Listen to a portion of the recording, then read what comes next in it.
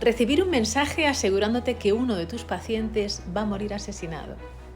Una broma de mal gusto que bien podría tomarse por un bulo, un error. Alguien que manda un mensaje aleatorio por si consigue despertar el interés y con ello entablar una relación. Elena Maldonado es psicóloga y la receptora de este mensaje. La importancia de tu nombre de Clara Peñalver es nuestra invitada de hoy en el programa de Rosa Pasapágina. Encantada, Clara. Igualmente, muchísimas gracias. Pues un gustazo de adentrarnos en este thriller angustioso, en esta carrera contra el tiempo y en esta especie de juego en el que de repente yo creo que te paras a pensar, ¿no? En un día normal que te llegue pues un mensaje determinado. Si estás súper ocupada dices, luego sigo, pero te paras. En algún momento te paras y dices, tengo que echar un vistazo a lo que he recibido, ¿no? Totalmente. De hecho, claro, Elena, al ser psicóloga, tira de estrategia psicológica, es decir, se dice a sí misma lo que ha de pensar al recibir un mensaje semejante, pero no puede evitar tener esas palabras en la nuca y esa sensación de que quizá esas palabras que le han llegado esconden algo oscuro, ¿no? Yo creo que es lo chulo del el arranque, ¿no?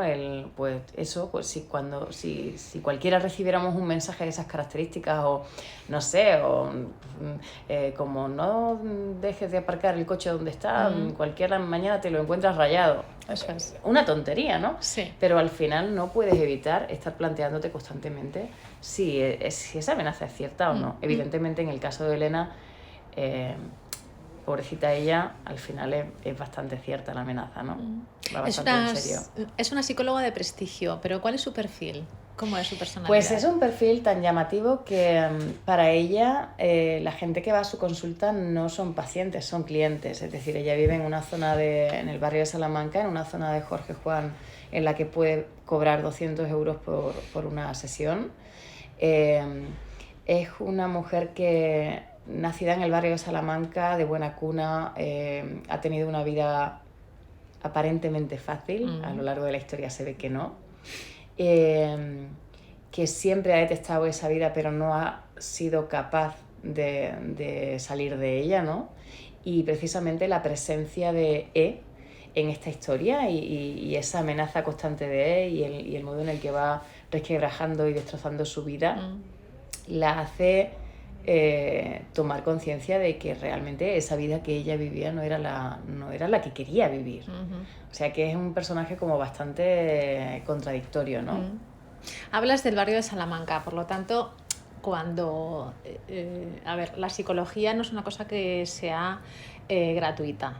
Entonces, un gabinete o una consulta de psicólogo en un barrio determinado ya lleva el añadido de que no va a ser barato, no va a ser una consulta al uso, ¿no? Entonces, por lo tanto, los pacientes tampoco tienen que tener quizá un perfil, ¿cómo te diría?, de una mochila muy pesada, ¿o sí?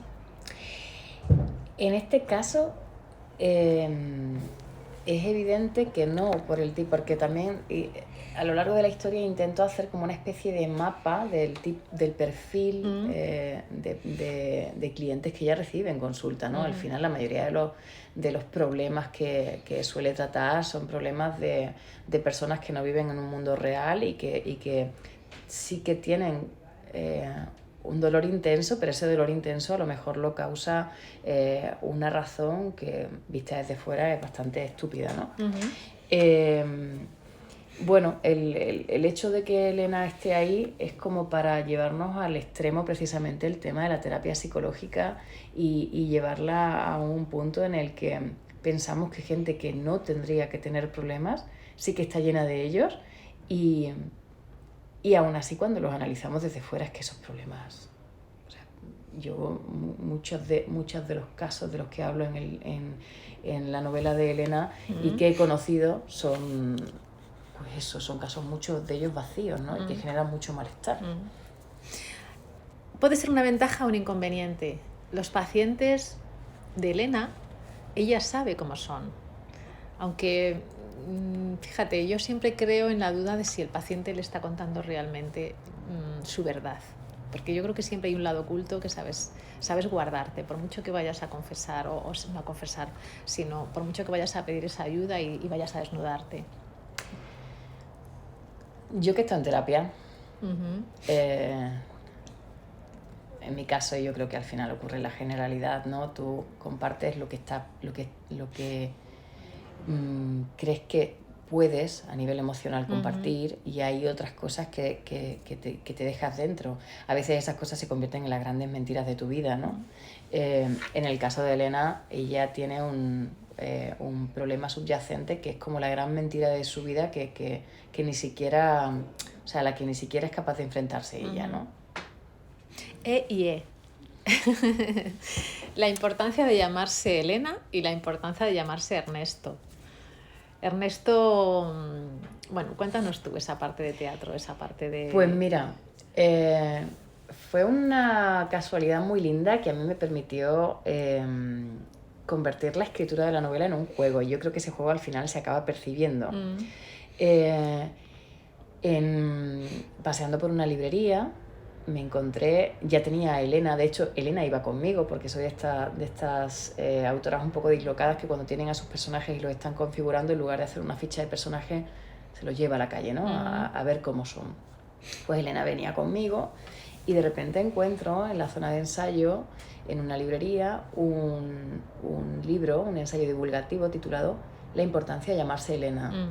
Por favor, que me perdonen, no recuerdo el nombre del autor y ya lo he nombrado demasiadas veces como para no recordarlo. Bueno, encuentro este libro, lo abro. Precisamente había utilizado o quería usar el nombre de Elena por Helena de Troya. Y este hombre empezaba en su libro por Helena de Troya y hacía un recorrido por todas las Helenas de la historia, ¿no? Me fascinó. ¿Qué pasa? Pues que de forma automática y natural a mi mente vino la importancia de llamarse Ernesto. Y esa dialéctica que me surge en una librería en la que ya llevo esos 2 libros en la mano me provoca la dialéctica a nivel creativo y a nivel narrativo, ¿no? Yo creo que eso es lo que al final se transmite. Yo me lo pasé muy bien metiendo ese juego, y creo que lo que se percibe también a la hora de leer, aparte de esa angustia que comentabas al principio, yo creo que se percibe ese juego entre las 2 obras, ¿no? Sí, no debemos olvidar que Ernesto, la importancia de llamarse Ernesto ocupa de alguna forma el lugar de su hermano, realmente en la obra. Totalmente. Lo dejamos ahí. Sí, totalmente. ¿No te parece que el reto, en un principio, al que somete, vamos a decir, el personaje X a Elena, en realidad ella se va alimentando de esos retos? Es decir, te pone un reto y quieres saber si eres capaz de cumplirlo. En el momento que tú tratas de solventarlo, has entrado en el juego, pero además totalmente quieres más, inconscientemente quieres más reto. Entonces, digamos que la culpabilidad puede aparecer en algún momento, y esa necesidad de superar cada día un peldaño más, contrarreloj.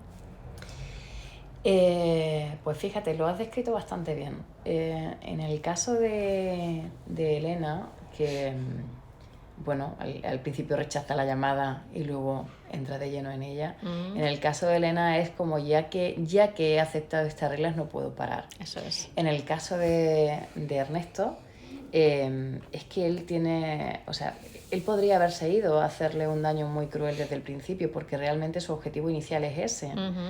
Pero me gustaba imaginar, cuando me senté a escribirle a él, me gustaba imaginarlo como un gato, ¿no? El gato juega con su presa primero antes de comérsela.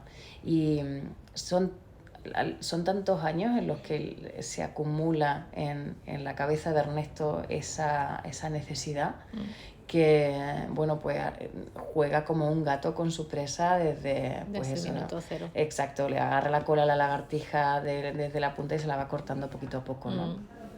Tadea, esa edad en la que mostrar afecto y cariño hacia tu hija, o hacia la hija de Elena en este caso, siempre lleva añadido un rechazo. Porque bueno, estamos en una edad en la que no está permitido que nuestra madre muestre en público ese afecto. Pero además esa preocupación horrible de poder perderla. Sí. Con Tadea, que por cierto tengo que decir que es un nombre robado. Tadea Lizarbe, una autora que me encanta, pamplónica. Cuando la conocí, digo, pero qué nombre tan precioso tienes, te lo voy a robar. Y de ahí que se llame Tadea el personaje.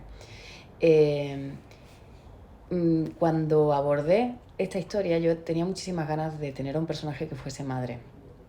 ¿Qué pasa? Que yo en esa época no, o sea, tenía muy claro, yo sabía de verdad, sabía con mayúsculas que no iba a ser madre jamás.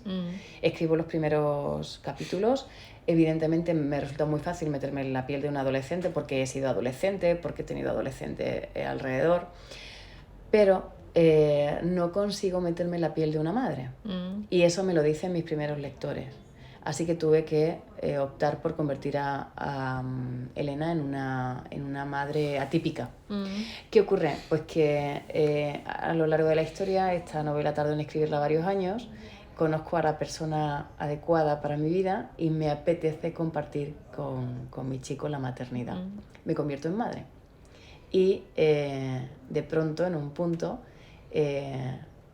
Elena empieza a convertirse en una madre de verdad a lo largo de la historia, a la que ese miedo atroz a perder a Tadea le duele en las entrañas y le da sensación hasta ella de muerte. Y es por una razón tremendamente natural, y es que yo experimento la maternidad, experimento el que de repente somos nosotras y que tengo esa necesidad casi obsesiva de proteger a mi niña, ¿no? Entonces, esa evolución de Elena y el cómo ella de verdad, cómo se va palpando el miedo a perder a Tadea, es que no es estrategia narrativa ni está planificado, sino que al final es un vuelque puro y duro de lo que le pasa a la creadora, ¿no? A la mano que creó a Elena. Jaquecas, migrañas, necesidad de querer estar sola, eludir la maternidad que se hace insoportable. Y Eloísa. Eloísa es un personaje podrido, con el que me ha gustado mucho trabajar. Eloísa es un reflejo de todo aquello que la sociedad dice que no es una madre. Y todo aquello que la sociedad dice que no es una mujer. O sea, para mí es como llevar a un extremo algo que existe en la realidad y que en una novela de estas características, en las que hay el amor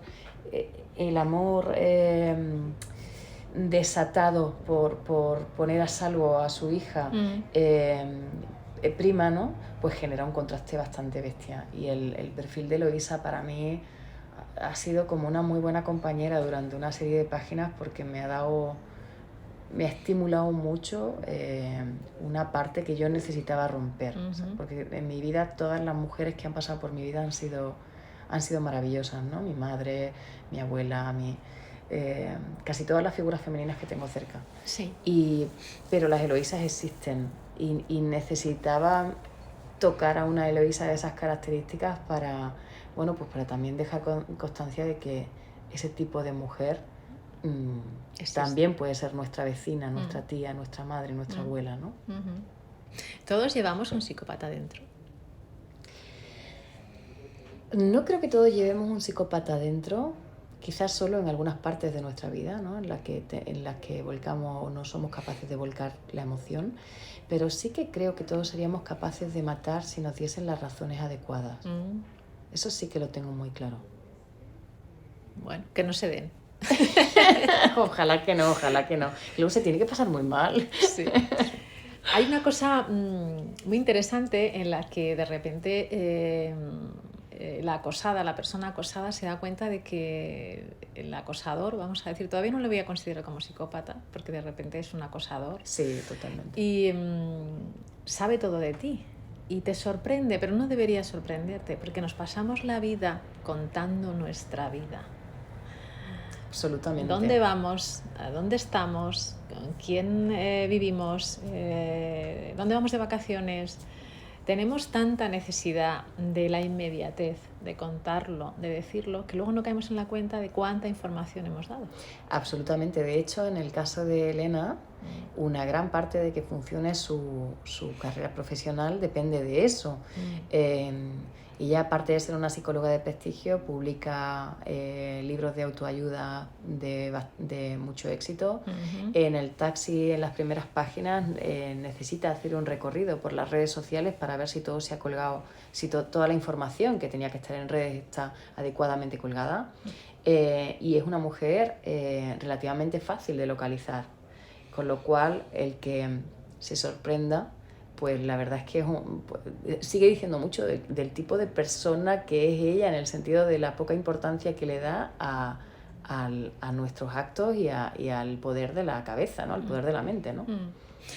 Surge el sentimiento de culpabilidad porque va a morir uno de sus pacientes. No desvelo nada con esto porque está en la sinopsis. Entonces, cualquier cosa que ocurra a su alrededor, tenga o no que ver, va a ser culpa suya. Tal cual. El siguiente escalón es ese instante en el que ella se da cuenta de que, aparte de uno de sus pacientes, hay personas más queridas para ella en riesgo. En ese momento esos pacientes pasan a un paréntesis. Ya no importan. Al final ¿no? Es como nuestra escala de prioridades, ¿no? Y yo espero que haya quedado esa parte como palpable en la historia, porque para mí era importante, ¿no? Eso, ¿no? ¿Qué es lo que nos puede llevar a hacer algo muy extremo? Pues que lo que más te puede tocar a ti a nivel emocional, que lo que más te raja el corazón, sea lo que esté en riesgo, ¿no? Entonces esa evolución precisamente va a hacer esa separación, ¿no? Primero, joder, qué situación más complicada tengo, no quiero que muera uno de mis pacientes, pero es que después el paciente pasa a un segundo plano completamente. Claro, ¿quién se va a salvar cuando el barco se hunde? Totalmente, ¿no? Totalmente. Entonces, lo que decíamos al principio, ella entra en ese juego, en ese subir peldaños, en ir abriendo paquetes, en ir superando retos, en ir atajando el tiempo, porque es tan importante el futuro como el presente, más más el pasado que el presente, más que el futuro. Todo el pasado cuenta en esta historia. Y no digo más. Entonces, fíjate, voy a acabar con una frase que pones tú y que prácticamente acabas de decir, que es: ¿qué estarías dispuesta a hacer si...? Yo creo que podríamos concluirlo con Elena hizo lo que tuvo que hacer. Ajá. Me quedo con las ganas de que me des, no sé, 2 trazos de cómo es el perfil de este psicópata. Pues, ¿cómo es el perfil de este psicópata? En realidad es un psicópata de libro. Lo que pasa es que tiene quizá más acentuado de lo normal ese perfil carismático que tienen muchos psicópatas, y además conocemos a muchos norteamericanos, ¿no? Que quizás son los más famosos. Sería es más un psicópata del rollo de Ted Bundy, ¿no? Este que es capaz de embaucar a cualquier persona. Bueno, de hecho, Ted Bundy incluso consiguió representarse a sí mismo en los juicios, ¿no? Entonces es más ese perfil, pero también tiene un ego tan tremendamente inflado que comete errores graves que, bueno, pues quizá ayuden a alguien en la historia a darle la vuelta a la tortilla. Sí, se la da, sí. Pues un placer, la importancia de tu nombre, Clara. Un gustazo. Muchísimas gracias. Gracias a ti.